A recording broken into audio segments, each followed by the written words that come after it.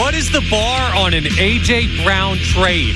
We could find out where Howie Roseman's bar is set as early as Monday, June 1st. Of course, if you have lived under a rock for the past couple of months, the reason why the Eagles have had to wait until this point is the way that the cap is structured. You get significant relief, or at least able to spread it out over multiple years if you moved A.J. Brown via trade post-June 1st. So this has always been the expectation. Being that that is Monday, we are reaching the point, the pinnacle of this rumor cycle, the reporting.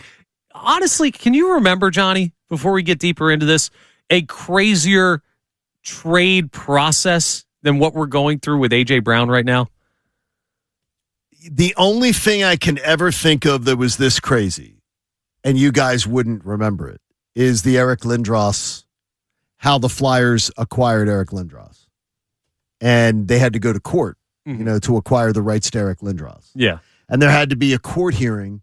And I remember the day that the judge was ruling on it as to which team was going to get him. It's like a custody hearing. And it was, almost. It was because Quebec had made two trades.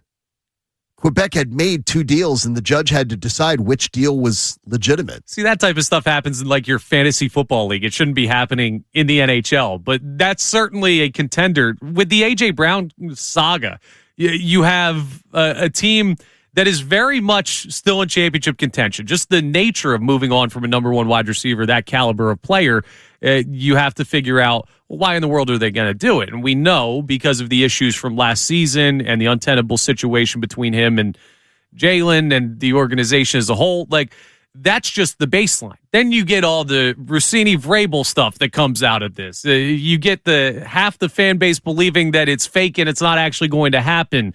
And is there a mystery team? Is it always the Patriots? We don't know this stuff for sure. But what we can make a pretty safe guess on is where everything stands as far as compensation. We've heard the most concrete stuff about what you're going to get back, or at least what Howie Roseman is asking for. The most recent report, and we played this for you yesterday, we'll play it again for you here, Ian Rappaport on NFL Network was talking about the potential return for A.J. Brown.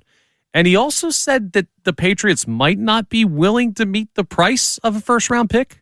We're all waiting for June 1st to happen so the cap hit is in half for the Philadelphia Eagles and they could trade him.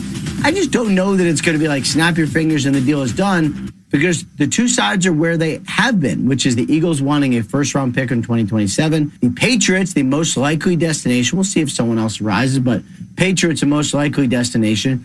Not being willing to give up a first-round pick as of right now, that means they're not particularly close. And, yeah, there's a chance this could drag on for the foreseeable future. And, again, the key word in the piece is 2027. Howie would absolutely prefer a 2027 first-round pick. If somebody came with a 2027 first-round pick, I believe that A.J. Brown would not go to New England. I believe he'd go somewhere else. Yeah, I agree with you. I believe New England will not be the team they were last year. I don't think New England has a shot to go to the Super Bowl. No. With or without A.J. Brown. They had a cupcake schedule. They're not doing that. And you're going to see them now have a tougher schedule. You're now going to see, I believe, Buffalo will be right back to being on top of that division. Now, a good team, yeah, they're still going to be they're a good club. It'll be a good club. But as far as what I believe is going to happen with that team, I think Howie would take a call. But I think he'd prefer to have a 2027 first-round pick. But I'm going to stick with what Adam Schefter's been reporting. He's going to get a 2028 first-round pick. That's what it's going to be. But you do believe there will be a first-round pick? Yes, absolutely. And remember, Rappaport's words were very clearly 2027. Yes. And I believe that is a cover-your-ass NFL insider thing, that he can go back later and say, well, I said 2027, so I got it right. Yeah. I think he clearly chose his words properly. Now, that's good news for people like me. By the way, Adam Schefter, and this is no knock on Ian Rappaport, who does a fantastic job. Adam Schefter has broken 1,000 things more than Ian Rappaport has, is all I'm just going to say to you, is that Ian does a really good job, there's a reason that Adam makes $8.5 million a year. Yeah, there's also a reason he joins us every Wednesday. This is a big. Well, that's not part of the by the way, that's not part of the 8. It is part of the $8.5 million, but it's not. That's his salary. He will join us on Monday at 6:40 a.m. Wow. Bright and early. 6:40 a.m. This is such a huge story. We said, Adam, a big day. I don't care what you got going on. You got to join. No, did we make a demand like that? No, or did we just say we'll take you whenever we can have you? He said he's got a golf trip, so he's got to do that. Yes, that works out good. But it's great timing, so you're not going to want to miss that Monday morning. This is good news to me, though, because I am in the camp of if A.J. Brown is not fetching me a first-round pick in return, whether it's 27 or 28, I'm good with either of those. If it's not a first, he's not moving. So you know what's really funny is I really thought you were going to push back on me with this. Because like you're absolutely lockstep with me. If Howie I believe he has a first round pick locked up. But if he doesn't have a first round pick locked up, I'm letting AJ Brown sit. Somebody's going to get hurt. Somebody's going to get desperate. Somebody's going to want him. I absolutely am letting him sit. Now, you got to explain this a little bit to me because you've been on the record as saying, like, I want him to go to the worst scenario possible if I can do that. Yeah, but I'm also the person who said, though, I would trade him to the Rams. Yeah. I would have no problem trading him to the Rams if it was the best deal.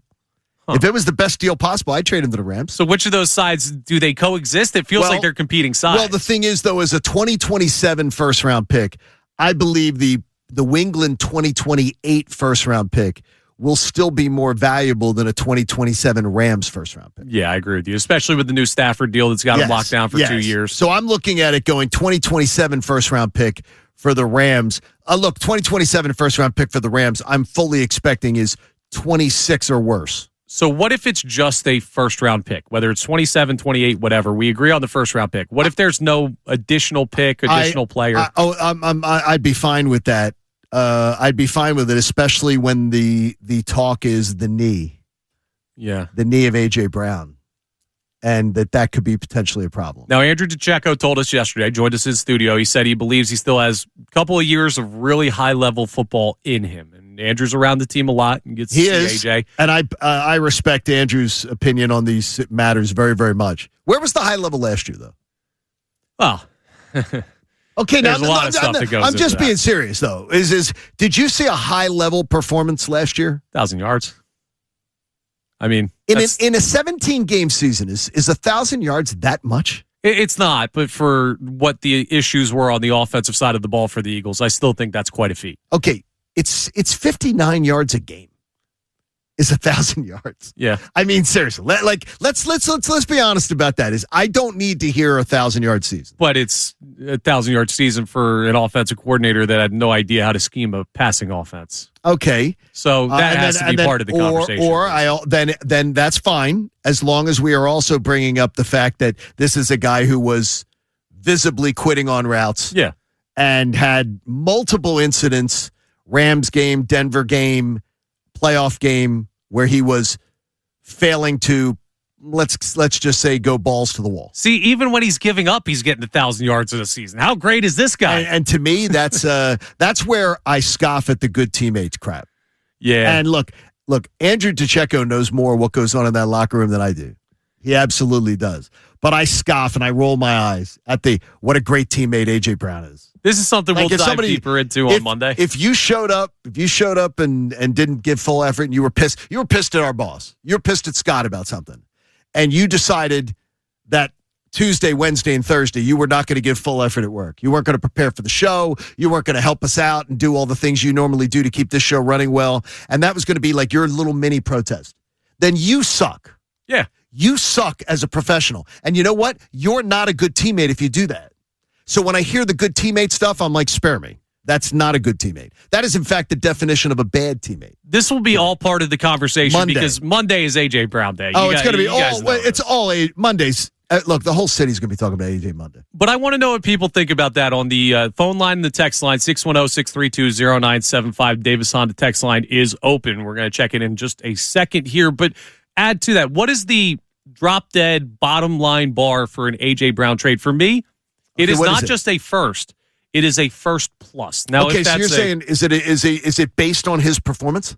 Yeah, if it's like a fourth that turns into a conditional third. Depending on what he does. If it's just another player that's somewhat usable, I think it should be a first plus. And if you're not giving me that, we'll hang up the phone. We'll talk later when you decide to come to the table with something I want. That's where I'm at. Do you believe, am I taking this to believe, though, that you don't, so do I say that because I don't want to put words in your mouth? Do you not believe a deal is done? I believe a deal's done. I'm convinced a deal's done. I believe a deal's close. So you believe a deal's close? I don't think anything's done. Rodman, where are you in this? You think a deal's done, like where it's pretty much like no, it is agreed to? I think a deal's agreed to. No, I don't think a deal's agreed to. So you don't. You're in Connor's camp. I think a deal's agreed to. I don't believe these reports of, nothing's done till June 1st, but I believe a deal has been agreed. I don't think we would have heard last week that the Jags and all these other teams started to be interested if a deal was done. Because that just makes me think that one side's trying to get the price either to go up, and that's meaning the Eagles. The one side that would be doing that would be Howie, right? Yeah, right. And Howie is... And Howie trying to play a little sneaky pool. Oh, Howie Roseman would never do that, though. I think Howie's a freaking genius. He's the best at this. And I think the best strategy would be not having a deal done at this time to open up more parties to come in. And I always will defer to what the best strategy is probably what Howie Roseman's doing. I think that's fair, Connor. I think that's very good on your part. So that's where we're at with that. I'd love to hear, though, is there somebody who's like, I don't care, 7th round pick. Just move A.J. Brown at all costs. You can let us know on the phone line and text line there. We've also been asking you, what's the number one thing that you want to see in Philadelphia sports this summer? What do we have for our friends on the text line there, Shawnee? Yeah, Mike from Virginia checking in saying that the thing that I want the city needs most is the championship from the Phillies. So the thing that we need this summer is a right-handed bat that strikes fear. Okay, so maybe a little bit of late summer trade deadline action, bringing in the right-handed bat. I'm telling you, Johnny, people are buying back in on this team. That's a good thing, and I don't want to say it's a bad thing. Is that a text could that text have come in from like 2025 or 2024? No, there was. Sean, can you say it was sent this morning? This was sent this morning. Because I think that could have been sent the last 3 years in May. Somebody could have sent that. Absolutely. But I like that people have win a championship on their mind. They're the only team actively playing. By the way, I truly, as much as I'm going to bust their balls, I do believe that this team can win a championship this year. I do. Sure. I do believe this team can win a championship this year. Is it likely? No. But do I believe it could happen? Absolutely. Do I believe that in mid-October we could be talking about the Phillies being in the NLCS with a chance to go to the World Series, chance to win a World Series? Absolutely. Like I don't even hesitate with that. Yeah, I just think that there's still a sizable gap between how the top teams in baseball are playing right now and the best that we've seen from the Phillies this year. Do I think they could be it? Yes. Do I think they are right now? No. I think that's fair. They're going to have to continue to prove that. What else do we have on the text line, Sean? Yeah, one person checking in saying the thing that I want to see most is this summer is the U.S. winning the World Cup. Oh, look at that. Hey. Wait a minute. Listen. Wait a minute. Are you freaking kidding me? Are you kidding me? I'm not mad seriously. at that. Are we like, what are we doing now? I'm not mad at that. Now the two of you, what are we doing here? That would be my number one, okay. But I don't think that they're winning the World Cup. What do you think, like pixies and fairies are going to come out of the sky? We're all of a sudden going to be competitive in a sport that, by the way, we've been telling the American people we're going to get better at in the last 50 years. For 50 years, we've been telling the people, selling the people a bill of goods that America's about to, soccer's just about to, take off in America. It's just about to, become the biggest thing. They have been saying this since the Flyers were winning the Stanley Cup. When I was a little boy, 3rd, 4th grader. They've been telling us in America when Pele was playing, oh, man, American soccer, it's on the verge, baby. Well, Messi's here now. Yeah, golden generation. Does he have dual citizenship? That might be the only way. You know what? Messi's playing an A-ball. But we're letting people dream a little bit today. So that's dreaming. That would be incredible. Wake up that person, though, because that person could be behind the wheel right now. Yeah, was that a voice text? I don't think that they better be in a Waymo. Hey, maybe FIFA will cook the books for the home nation. No, Who cook knows? the books. You're not far off with what they do. Well, guess what? Cooking the books. But that's another big thing, right? As part of the reason we're having this conversation. The World Cup coming to Philadelphia and the United States in general. You're going to have some really great like world level sporting events in this city this summer. And it's a time that makes you think about all of the great things that we could see in the coming months. Now, maybe Team USA, if they want to compete, maybe they just need to do their version of tanking. I don't know what that would be for a national team. Well, no, Connor, they've been doing that since I was in grade school, but they just haven't figured out how to stop the tanking because we actually suck more.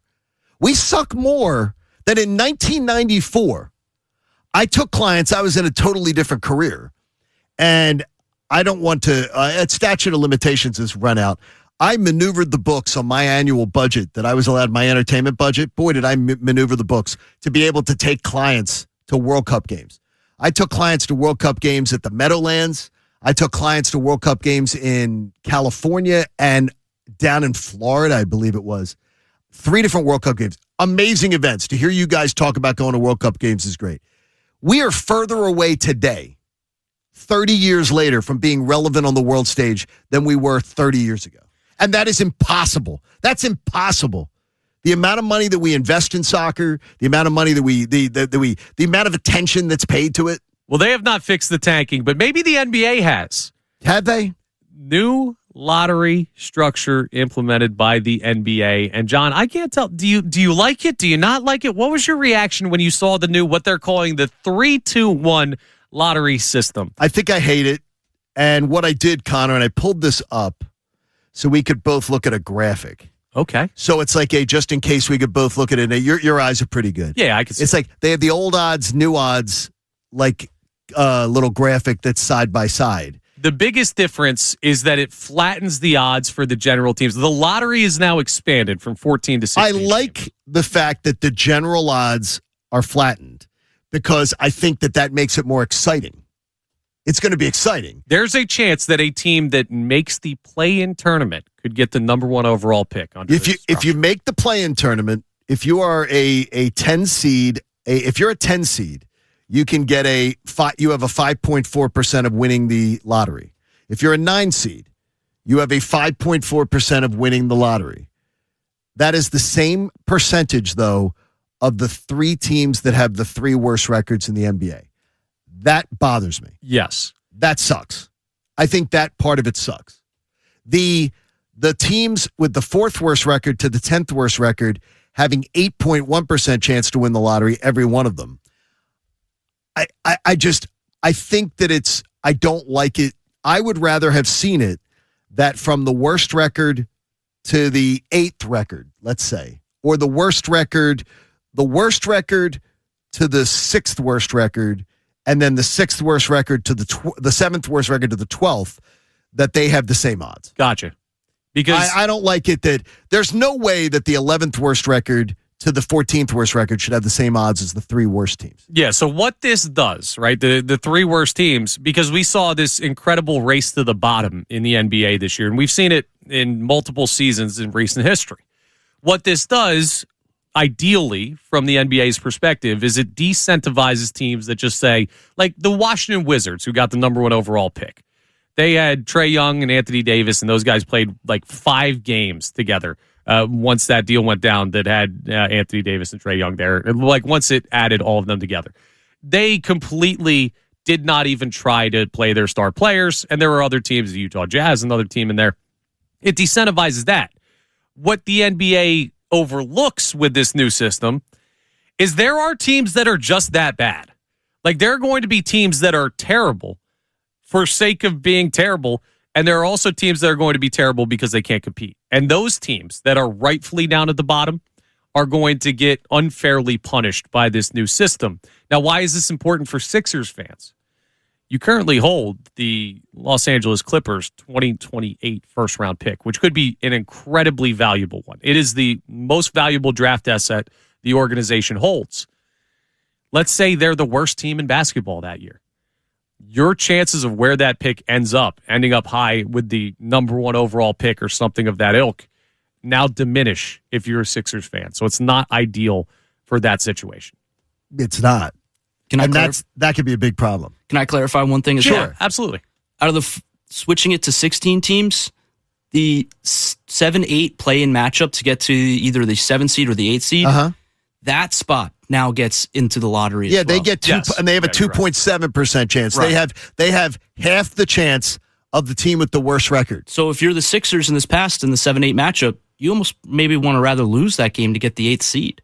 Yeah, it changes the tanking will be a little bit cut back from this, but the teams that are actually bad will be hurt by this, and the question of the competitive balance is still existent with this system. We'll see how it plays out, but it really changes the structure of how teams are going to go about trying to rebuild.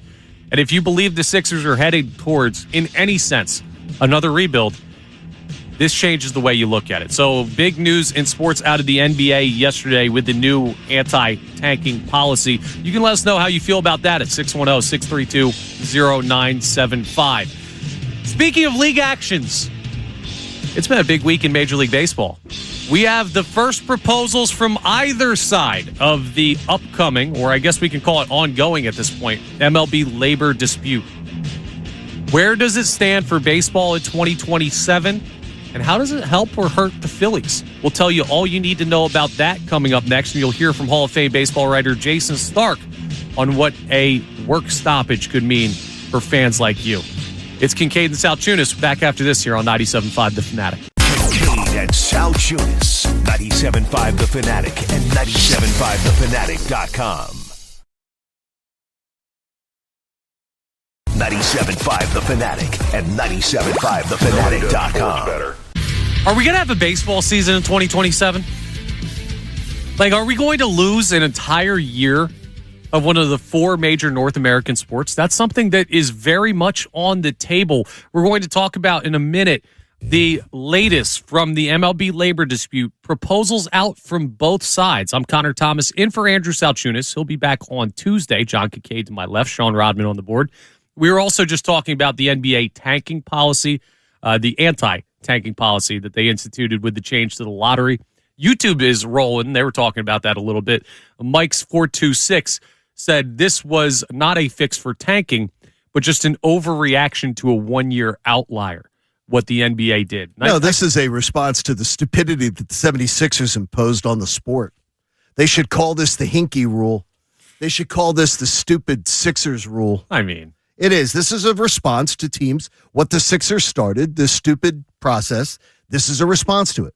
This is when children don't know how to act. At some point, somebody has to step in and say, okay, the children don't know how to act, so now we're going to discipline them. And that's what this is. So they had to come up with it. Yeah. I don't like the plan they came up with, but it's better than nothing. Anything that keeps that away. The Sixers started it like a decade ago. So if this is just a response to the Sixers, it's a pretty late response. Because it's spun out of control. So it's done. I don't blame the Sixers for that. I blame the league for not having better, quicker reaction to something that could have become a problem. You have to, if you're running these leagues, like we're talking about billion-dollar entities, you have to have the foresight to try and avoid things that are this detrimental to the quality of play that you're seeing. Now, the NBA clearly did not have that with the tanking situation. They're trying to rectify it. Major League Baseball clearly has not had that to this point when it comes to the new labor dispute. So if you're unaware of what's coming down the pipe for Major League Baseball, December 1st, the current CBA will expire, which means at that point they will officially be in need of a new one, and they'll have to agree. The Players Association and the owners will have to come to some agreement on some proposal, and the number one point of contention is a salary cap. This has been something that's happened before in baseball. I'm sure, Johnny, you remember. Now, I was born in 94. I remember it well. I don't remember it at all, but 94, you lost the World Series that season, 200-plus days. Here's what I'm going to say to you is, and I have somebody on Twitter here, and I can tell Charles is asking the questions. He goes, there was a Major League Baseball work stoppage in 1994 because the owners wanted a salary cap, which they winded up not getting, what makes you think they're getting one now? Charles, I understand that point. You're asking that point. When that work stoppage was going on, not one team, not one pro sport had implemented a salary cap yet. So there was no salary caps in pro sports. The NFL, the next season was the first one with the salary cap. So it had never been implemented in pro sports yet. We have 30 years of data, 31 years of data, 32, I guess, that now tells us every of the other pro sports has a salary cap.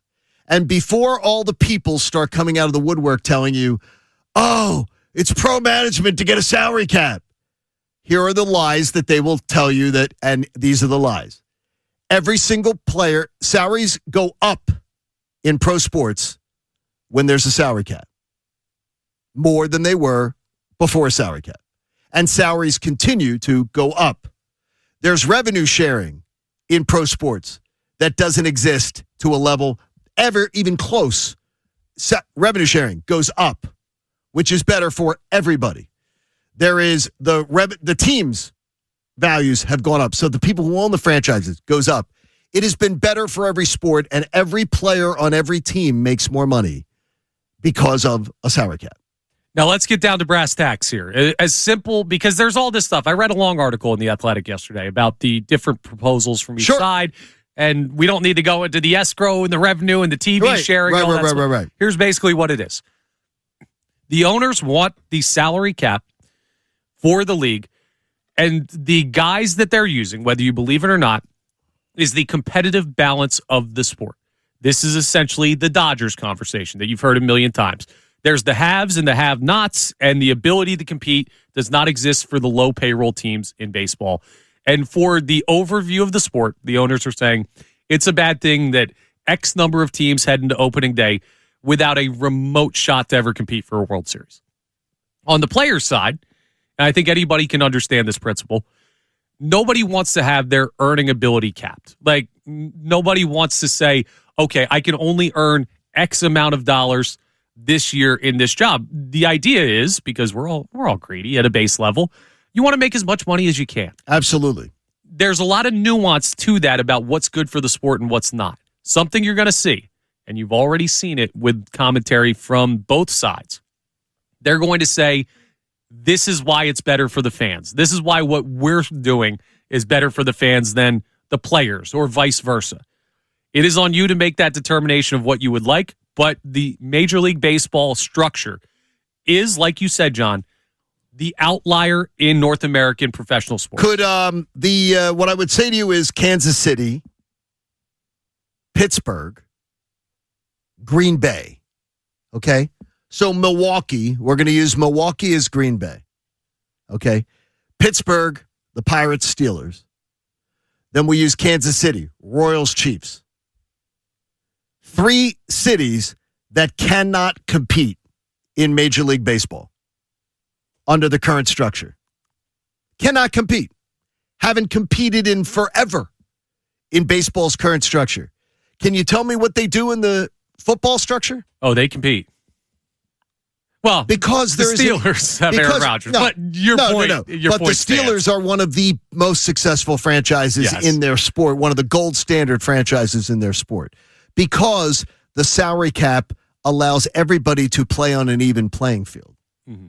And it allows small market teams. The Kansas City Chiefs, the Kansas City Royals will not be a dynasty in modern day baseball. No. But the Tampa Bay Buccaneers can win a Super Bowl. Yes. The Tampa Bay Rays don't win World Series, even though they've gotten there. They've gotten there twice. Yeah. Yeah. I believe they played the Phillies. They went there twice. And they got there a second time, right? Or they played in the COVID World Series. The COVID World Series, I want to say. Against the Dodgers. There is all you need to see is that small market teams cannot compete. I'm pro salary cap. I hope that is the outcome for it, because I believe that's what's best for the game. What I'll say is, back in '94, when that eventually ended, it did not end with a salary cap, though that was a big part of those negotiations. The owners eventually gave up that point. But by all reports, the owners are more bullish than they ever have been on instituting a salary cap. Right. And the players are going to continue to be, in some part, and vehemently opposed. And here's where the difference is, and for guys like you and for guys like Rodman and many in our listening audience, but there are many in the listening audience that look more like me, as far as age-wise, that can understand this. When that strike went down, when the work stoppage went down, when the owners, kept the players out, the strike, when that was going down, and Tom Glavine was the leader of the Players Association, a guy I know really well. There is a difference. baseball was America's number one sport. Baseball was the number one sport in America, not football. And if you've noticed, you guys can't even imagine that. No, we can't. You guys can't. You guys cannot imagine a world where Major League Baseball is bigger than the NFL. And it existed half of my life. Baseball was bigger than the NFL. So how much do they stand to lose? Damaged it. Yeah, how much do they stand to lose now that they're not number one? Jason Stark talked about it with Unfiltered earlier this week. Yesterday, he spoke about what fans could do if there is an extended work stoppage. Like the cash register is ringing now, and the sport's in a good place for the most part now. But do you really think that baseball has ever regained its place in the American heart and soul? Somebody taught me once a great lesson. You should never let people learn that they can live without that thing they think they can never live without. That's something that everybody in baseball should keep in mind if they're thinking they can shut down the sport for a month or 2 or 3 or 6 and people will come back. People learn that there are other things to do in life. And I don't want them to learn that because baseball has been my life. It's been a lot of our lives. And he's right, though. He absolutely is. There's a lot of stuff. People will figure it out because baseball never recovered. Baseball was passed by football after that strike. Football never looked back. The American public never looked back. And football was catching up to baseball. Like it was closing the gap. And then football jumped it and it never looked back. And if you don't think that could possibly happen again. And it absolutely could. Well, man, baseball's in trouble. And those sides are not close right now. So we'll keep you updated on one of the bigger stories developing, and we'll continue over the coming months in major North American professional sports. Now, we're going to go off the beaten path a little bit here coming up next because it is time for today's headlines with Sean Rodman. We'll also get an update on our Twitter poll numbers, and we'll reset what we've been getting into today with the conversation about the number one thing you want to see in Philadelphia sports this summer. It is Kincaid and Salchunas back after this here on 97.5 The Fanatic. Kincaid and Salchunas, 97.5 The Fanatic and 97.5thefanatic.com. 97.5 The Fanatic and 97.5thefanatic.com. Let's get an update on our Twitter poll today. It's brought to us, as always, by Dr. Avidad Appel of Iron Mountain Men's Health. Today's headlines comes your way in just a couple of minutes. Sean, our Twitter poll on the Phillies, what are the latest numbers? Yeah, our latest numbers on the question of after the Dodgers series, do you believe you will feel better or worse about the Phillies' chances this season? In first place still, but a little lower, the same at 49%. Feeling worse is now in second at 29%, and feeling better at 22%. So there it goes, a flip from what we heard earlier. If the Phillies go out and they lose the series to the Dodgers or, God forbid, get swept, I'm going to be really interested because I saw people buying back in on this team after the San Diego series. It's not, hey, World Series back on, but it was just like, I'm excited for what this team could do this summer. I wonder how quickly that could shift. It is still just another 3 games in May, but it feels big. Connie, you've been here long enough. Yeah, I know. You know how quickly it can shift. Yes. It can shift really, really quickly. It could get really, really ugly fast. If they were to get swept by the Dodgers, then the people will come out of the woodwork that are quiet. Their Twitter fingers are quiet the last few days. Look, there are many reasons to complain about this Phillies team this year. Many. But it's not a team that, to me, you should be writing off anytime soon. Yeah. Let's put it that way. I agree with you on that. Now, I would never write off Sean Rodman anytime soon because he's got great stuff for us in today's headlines. What do we got, Shawnee? Today's headlines with Sean, no relation to Dennis Rodman. All right, today's headlines is brought to you by Lundy Law. For over 70 years, Lundy Law has been fighting for injured people. If you need them, remember the name, Lundy Law. Your injury lawyers, visit LundyLaw.com. That's LundyLaw.com. Where are we going today? All right, well, we're going to head over to Europe, to one of the biggest upsets in sports history and the biggest upset in tennis history. The number one ranked tennis player, Jannik Sinner, lost to an unranked tennis player, Juan Manuel Cerundolo. Now, Cerundolo was unranked. The odds before the match were 10,000 to 1. Oh, my gosh. for the unranked player. This was at Roland Garros, I'm guessing, because what is it? The French Open is going on right now. See, Wow. I got tennis in my bag. Yannick Sinner at one point was up 2-0. Are you kidding me? He was then up in the third set 5-1 and lost. It is one of the craziest betting losses for some people ever. So if you were live betting that, like on my Bet Parks app, in that third set, I bet that could have been even more. One person put up $50,000 on Yannick Sinner. Oh, no. On a betting app. See, that's why you can't be doing that. Hey, I'm going to make $5 on this $50,000. That's how you get got. Wow. Oh, hey, incredible That's really stuff. bad. That's really bad. What else do we have, Sean? All right, next up, we're going to go to the world of basketball. And Jeff Teague on his podcast, he was talking about... Jeff Teague has a podcast? Yeah, you didn't know that? He does great stuff. Really? Yeah, he's really funny. I didn't know that. He had a conversation with some of his friends on the podcast about his Indiana days. He was talking about a conversation with Larry Bird when he was the team president. Larry Bird said he would never do this one thing when they're talking about LeBron James. And I was like, LeBron better than you? He said, LeBron's the greatest player ever besides Michael. I was like, damn. He was, I'll never pay anybody who played with LeBron. I would never pick him up on my team. Damn. And I said, why? He said, because he make them all look good. They all really sad. And they're not going to be the same player you wanted. Really? Yeah, you got to turn your mic on. I did. Hey, there we go. There we go. All right. Little mic issue. Interesting thought process there. I don't think that's fair. Like LeBron played with Dwayne Wade. Would Larry Bird have not had Dwayne Wade on his basketball team because he played with LeBron? Wow. Chris Bosh. I mean, you think about some of the other guys. Like Kyrie Irving. By the Mario way, Chalmers. how am I just finding have some respect for Mario Chalmers. How am I just finding out that he has a podcast? Jeff Teague has some of he was a great guy, got to cover some of his career, and he was a great guy to deal with. a really funny storyteller. Yeah, he's got some great stuff. He's a great guy. Really great guy. So that's awesome. I'd imagine that's why Larry Bird had more success as a player than somebody who was coaching her in the front office. Right. What else we have? All right, last up, we've been talking about what we want. What's our wish list in Philadelphia? What do we want to see this summer?